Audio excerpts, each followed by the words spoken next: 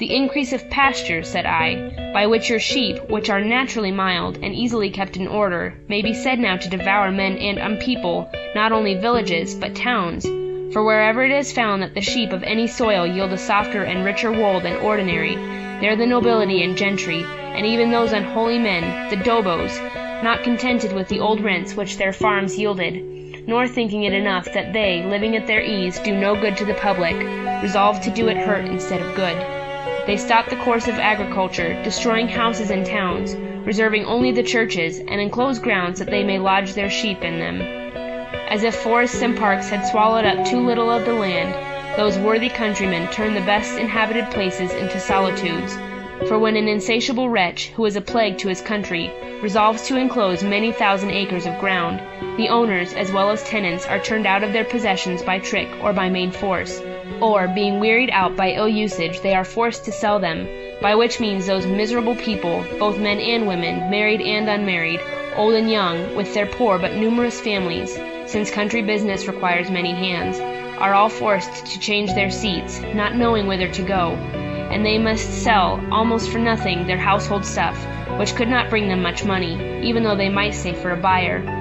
When that little money is at an end, for it will soon be spent, what is left for them to do but either to steal, and so to be hanged, God knows how justly, or to go about and beg, and if they do this, then they are put in prison as idle vagabonds, while they would willingly work, but can find none that will hire them, for there is no more occasion for country labor, to which they have been bred, when there is no arable ground left. One shepherd can look after a flock, which will stock an extent of ground that would require many hands if it were to be plowed and reaped. This likewise in many places raises the price of corn. The price of wool is also so risen that the poor people, who were wont to make cloth, are no more able to buy it, and this likewise makes many of them idle. For since the increase of pasture, God has punished the avarice of the owners by a rot among the sheep, which has destroyed vast numbers of them. To us it might have seemed more than just had it fell on the owners themselves. But suppose the sheep should increase ever so much, their price is not likely to fall, since, though they cannot be called a monopoly, because they are not engrossed by one person, yet they are in so few hands, and these are so rich, that, as they are not pressed to sell them sooner than they have a mind to it, so they never do it till they have raised the price as high as possible.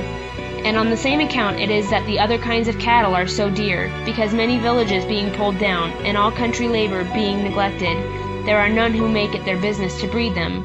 The rich do not breed cattle as they do sheep, but buy them lean and at low prices, and after they have fattened them on their grounds, sell them again at high rates. And I do not think that all the inconveniences this will produce are yet observed, for as they sell the cattle dear, so if they are consumed faster than the breeding countries from which they are brought can afford them, then the stock must decrease, and this must needs end in great scarcity. And by these means, this your island, which seemed as to this particular the happiest in the world, will suffer much by the cursed avarice of a few persons.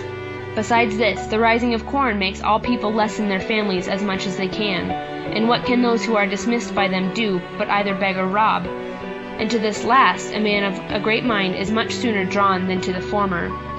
Luxury likewise breaks in apace upon you to set forward your poverty and misery. There is an excessive vanity in apparel, and great cost in diet, and that not only in noblemen's families, but even among tradesmen, among the farmers themselves, and among all ranks of persons. You have also many infamous houses, and besides those that are known, the taverns and alehouses are no better. Add to these dice, cards, tables, football, tennis, and quoits, in which money runs fast away, and those that are initiated into them must, in the conclusion, betake themselves to robbing for a supply. Banish these plagues, and give orders that those who have dispeopled so much soil may either rebuild the villages they have pulled down, or let out their grounds to such as will do it. Restrain those engrossings of the rich, that are as bad almost as monopolies. Leave fewer occasions to idleness. Let agriculture be set up again, and the manufacture of the wool be regulated, that so there may be work found for those companies of idle people whom want forces to be thieves, or who now, being idle vagabonds or useless servants, will certainly grow thieves at last. If you do not find a remedy to these evils, it is a vain thing to boast of your severity in punishing theft, which, though it may have the appearance of justice, yet in itself is neither just nor convenient. For if you suffer your people to be ill-educated, and their manners to be corrupted from their infancy, and then punish them for those crimes to which their first education disposed them, what else is to be concluded from this, but that you first make thieves and then punish them?